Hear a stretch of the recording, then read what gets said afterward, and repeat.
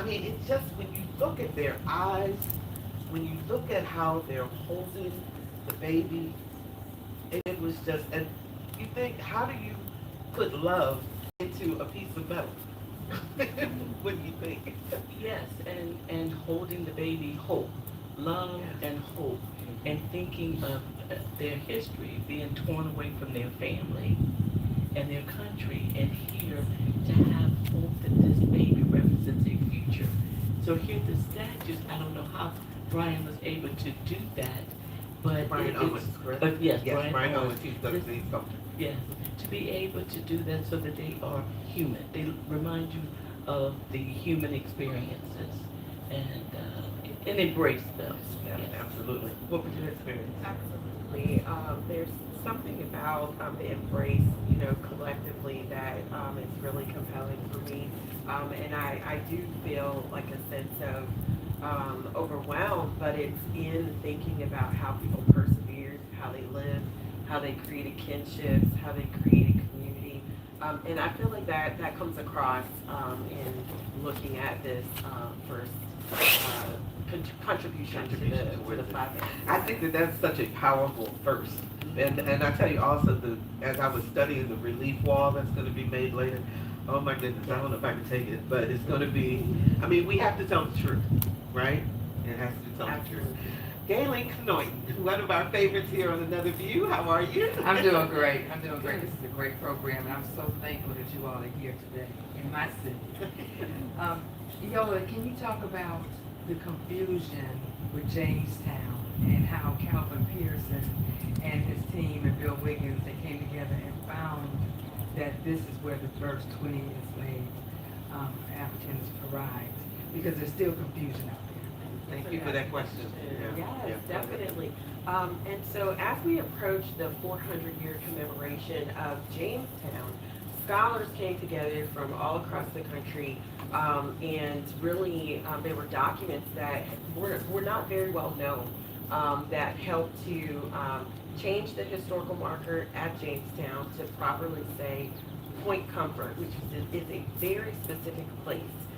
Point Comfort was the official port to Jamestown, but of course was located in Elizabeth City, which is present-day Hampton. John Rolfe was the clerk of Jamestown, and he had written a letter back to England stating that none but 20 and odd Africans were treated for victuals, and really made light and actually was a little misleading about the history. He said a Dutch man of war brought these captive Africans to Point Comfort. Whereas in truth, these were English privateer ships, so they were pirates. So they captured them and Yes, brought them. and brought them And sold here. them to make money. And they sold them, and they were looking for specific people. So these are names that we hear often, Earl of Warwick and others who were involved in the Caribbean with trade. So there were two ships. We've talked about the White Lion, but the other was the Treasurer. The Treasurer did not have proper papers, and so they actually went to Bermuda and then came back about a week and a half later, and brought, and we're not sure of exact numbers, but there is so much history that through this work that Calvin Pearson, as well as Linda Haywood, John Thornton, Joyce Hobson, and others were doing in preparation for the 400-year Jamestown, that really brought to light this true history. One other collection for all our scholars, because I see some in your audience, this is exciting, is the Sluter collection at Berkeley. So according to Linda Haywood, you cannot write properly about 1619 if you don't look at this Sluter collection, which was in Spanish but was translated into English, and that is how we learn the raid that took place. There was an insurance claim that was put on those captive Africans removed from that ship. Wow. And we have another question from our audience. Yes, thank you for having me. I'm Nino Rafael Figueroa. I live here in Newport News, and I had a chance to look at the statue and how it's juxtaposition with the arrow to Angola, and it brought three things in mind. One, the way you look between the shoulders of the parents holding the child, you can see the beeline straight to the arrow. Second is the expression of hope, as you mentioned. and then the child has to hold. But to me, the bigger thing is 250 years into this experiment called the United States, it inspires me to be a better American because we can, in spite of human trafficking, in spite of all the ills that can be created, there can be a parent, a family, and a hope. And I'm hoping that we are that family. Oh, thank you so much. I wonder, as we look at what's happening today and we talk about the efforts to erase all of this, I'm sure that there's some people someplace in this country that would be having a heart attack right about now. Anyway, but the fact of the matter is, we have to keep telling our story now. Our family has been here for 407 years. And so we can't erase that or even the attempts to erase it. We're still here. We have survived. We have witnessed America evolve. We have witnessed democracy come and sometimes go. These Africans and African Americans have witnessed this, even if we were not given credit for being here or recognized in history. We're still here, and we're still witnesses of all that has happened. So we have to keep telling the stories. I'm loving that Wanda just said we're still here, and we see our dear colleague Phyllis Terrell here, and this has really come forward as our mantra for the commemoration. And all of you who come back on Saturday and participate at 9 with the Tuckers and at 10:30 with the Commonwealth, that is what we're rallying around, is this reality that we're here.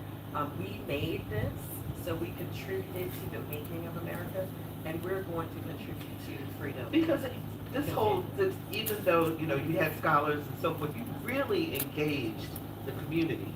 Oh, also. absolutely, absolutely. So whether you're talking K through 12 and youth who have been here and participating and engaged in drumming and learning the history and telling the history. And I have to also say, our Native American community is very actively involved in the history that we're telling as well. And so the Manson Indian Nation, as well as several other Virginia tribes, are present and at the table. This is whole history, the work that we've been doing. We have another question from the audience. Yes, thank you so much for being here today. I am so happy because we are actually in the cradle of African American civilization, because the first Africans landed here. I wanted to ask you a little bit about the baptismal records. I think you were talking specifically the fact that William Tucker was baptized, and that's why we even have his name. Could you tell us a little bit about that, as well as some upcoming things that you will be doing with the Association for the Study of African American Life and History, or ASALH? We actually will be doing a show about Asala next Thursday at noon. So thank you for that. But go ahead, Wanda. In the 1624-1625 census record, Captain William Tucker did something that no other plantation owners did. He recorded that it's recorded this way: Anthony Negro, Isabella Negro, and their child William baptized. He recognized them as baptized. And also right above their names is William Crawshaw, an Indian baptized. So they were in his household. This is the only record that shows that type of history. Not only names, but they were baptized. And I believe that because they were baptized, he wrestled with, can we enslave Christians? And so my family grew up believing that our ancestors, Isabella, Anthony, and William, were free. And so that's a different narrative and conversation that we need to continue to have, as well, and we'll have that conversation tonight, yes. As words matter, whether they were free, whether they were enslaved, whether they were indentured service. So it's a rich and deep conversation and complicated. The history is complicated, what's in there and what's not in there, and which you have to infer from other records. And so for me and my family to be involved in this deep dialogue is phenomenal and interesting. And so baptism and the role of religion is a critical part of the conversation that is not always discussed. Yes. Yeah. We also have Thomas Wilkins, Maestro Thomas Wilkins, with us with Virginia Symphony Orchestra. And in addition to everything that's going on with you all, there's also a concert coming up in honor of this memorial. Yeah, great to see you. That concert is Saturday night at 7:30 at the Ferguson Center for the Arts in Newport News. And I got to tell you, I'm kind of speechless after hearing these stories being told. Wanda and Yola, our leg of participation in this event was to do exactly what they have been talking about, is retell the either untold or unknown stories, but from a musical perspective. And you know, you talked about people that you hadn't heard of in your training. The same thing with you. And you know, I went to one of the world's greatest conservatories, and I didn't even know William Grant Still or Florence Price existed as a composer. I knew about Brahms and Beethoven and Haydn and Mozart, but not until I was an adult. And so now we are in the business of retelling and telling for the first time stories of people like Florence Price, who is on this program, and Margaret Bonds, who is on this program, and William Grant Still, and of course Duke Ellington, who is also on this program. And so just in the last 40 minutes, I have come to the realization that this thing that we are doing on Saturday is so much bigger than just a concert, and it's a part of a much grander story than just the notes on the page. And so it's an honor for us to be a part of this. And this concert is free, correct? This concert is it? Yes. Yes. Yes, so they Christy tell me says it's yes.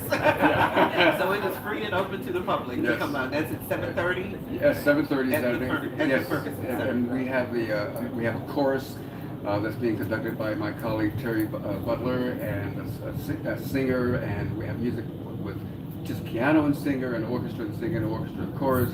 And then, you know, I'm going to say really quickly, we were talking about this view and looking out. One of the pieces on the program is William Dawson's Afro-American Symphony, Negro Folk Symphony. And the opening of that symphony is one single French horn calling out across the water, just like this view, looking back towards home. And then the rest of the symphony, we will actually play the end of the story, which is Oh Let Me Shine Like a Morning Star. This idea of hope and aspiration. And so this hope thing that has been mentioned today, I've always said that hope is the gift given to us in exchange for our inability to predict the future, and therefore a better gift. So it's something that we want to encourage future generations to hold on to as we continue to tell the story. Thank you so much for coming out and joining us today. We really appreciate that very, very much. We have one more question from the audience.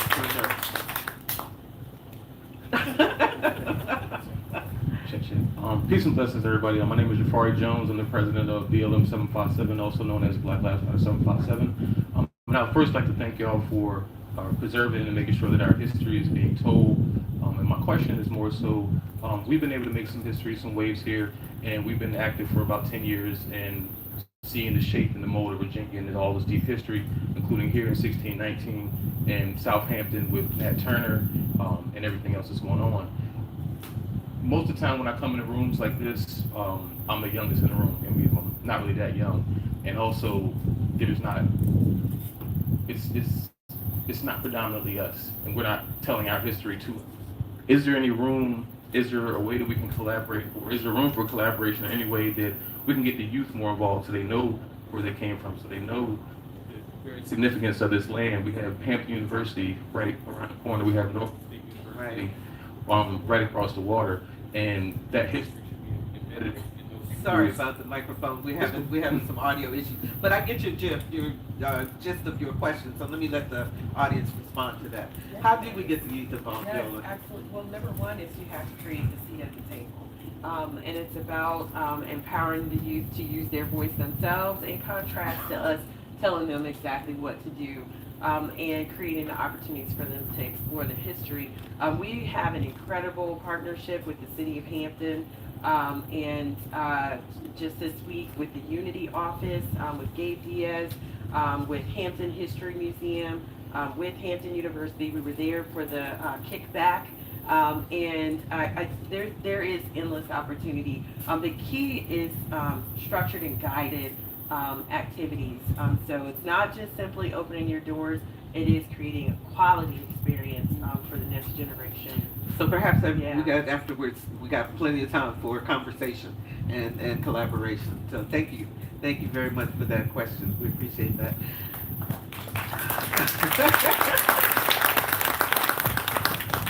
Nicholas, what do you want to say to people about consuming history? Be it through art, be it through written word, be it through conversations like this. What do you want to tell people to be thinking about as they're interacting with history? Well, usually I'm always trying to, through the visuals, I always like include a poem or some sort of prompt, and a lot of times I'm asking questions. So I'll say for the history of I start off with this lush valley poem of Ethiopia, and ask a question that says, what did the beginning look like? So just trying to engage people and to think about, what were those stories that have been swept under the rug and forgotten about.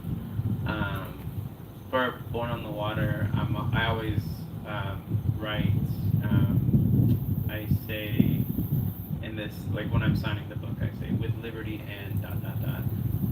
to ask people who is justice for all for? Like, is justice for all, or what is all, And so I think that's one thing that this book points to. And, those are the types of things where, like, I feel like if we can answer these questions, just throw these questions out there, and then we all just talk about it, it'll really help us connect the dots and forward. So I want to give you a chance also, because I know we've been talking about your illustrations for children's books, but you've done some really heavy duty Wakanda Forever stuff going on. Tell us about some of the movies and so forth that you've done the posters for, and you've done creative work on. So one thing I'm thankful that once I got to Hampton, I realized there was this amazing pipeline to Disney, and I became a Disney Imagineer after Hampton University for 11 years.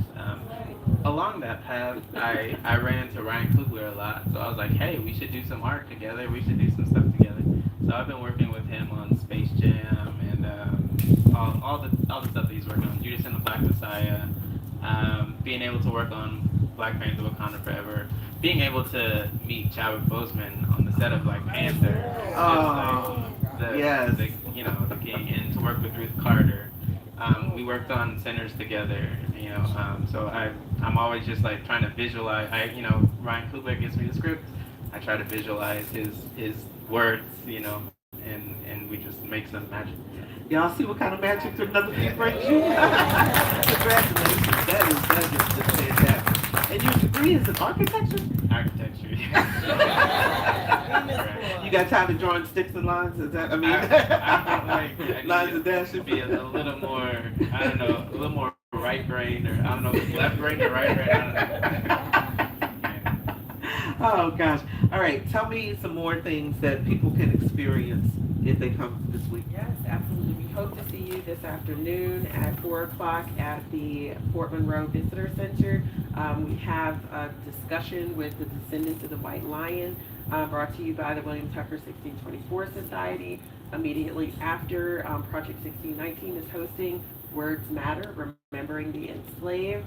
And Virginia 250, we are so pleased to welcome our Secretary of the Administration, Tracy DeShazer, in conversation with Shannon Lanier.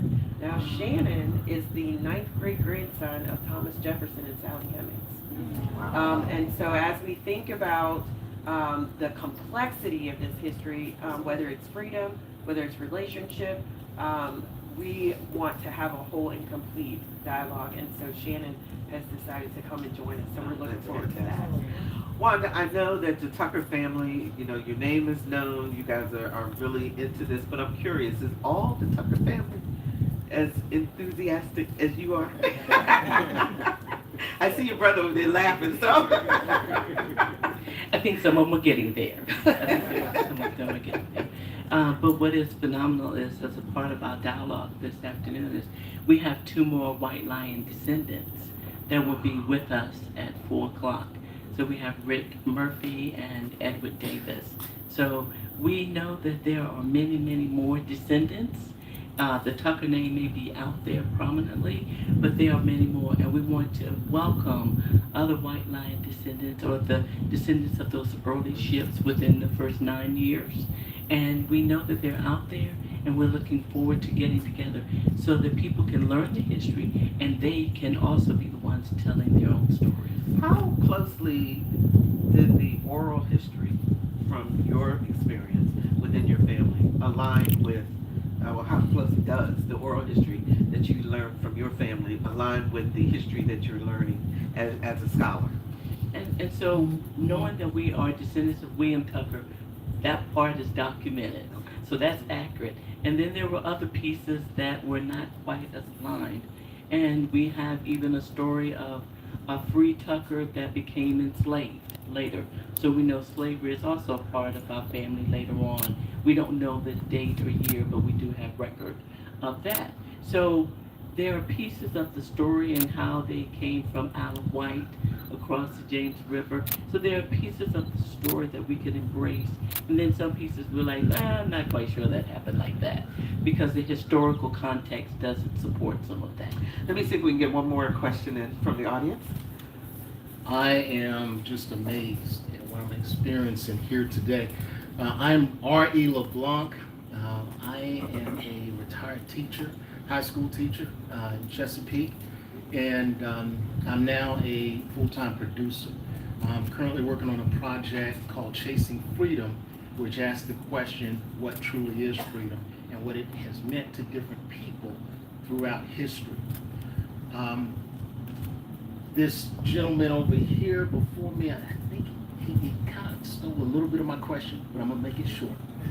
Yeah, because we got less than 5 minutes. We got less than 5 minutes. All right.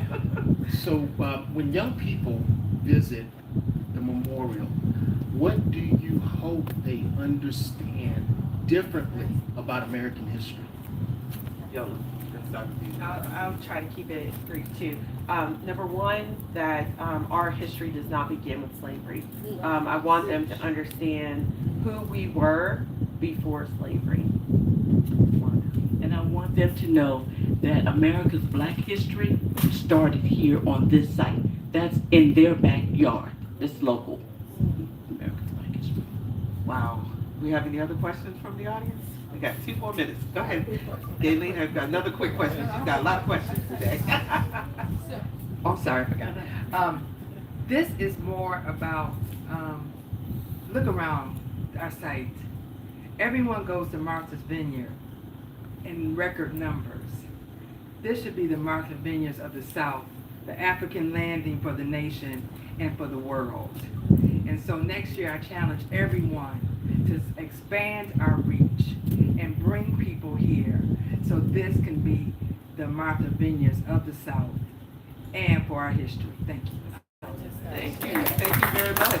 I know you just got chills. Go ahead, talk about it. Like you said this, and Gayleen and I we work on many projects, and there's a connected history between Hampton and Martha's Vineyard.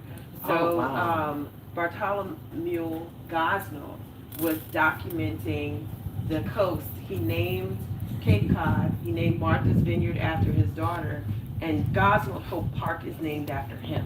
So this isn't abstract. These are connected histories, and we really have a history to tell, and we have the right people at the table to tell that history.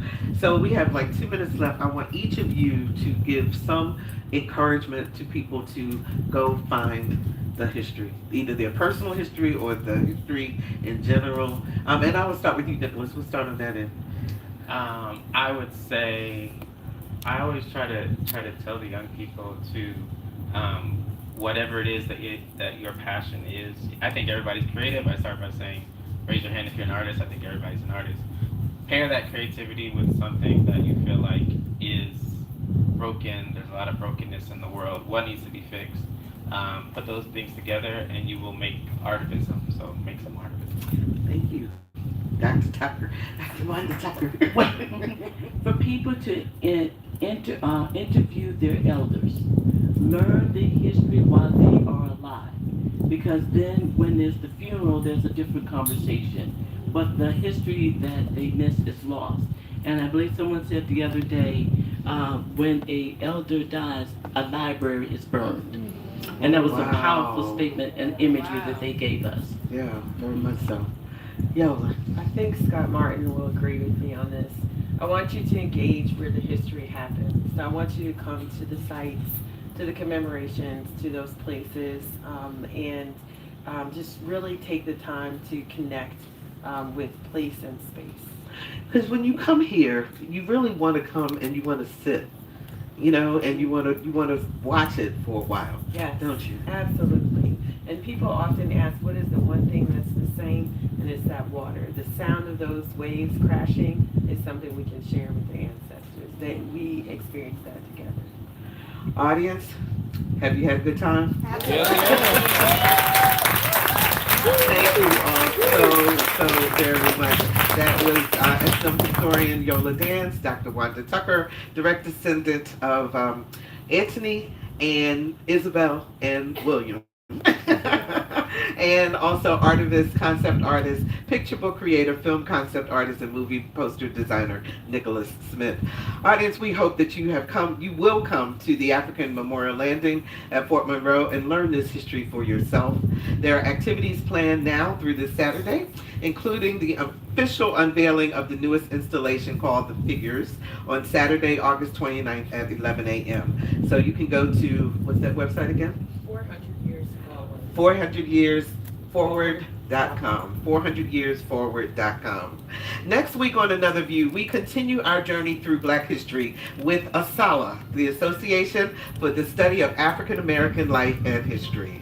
Our theme music is an original composition created especially for Another View by Jay Sennett. Lisa Godley is our show producer. Jordan Christie and Victor Bowen are our audio engineers for this remote broadcast. Dr. Barry Graham monitored the show from our WHRO studios. And special thanks to volunteers Sally Miller and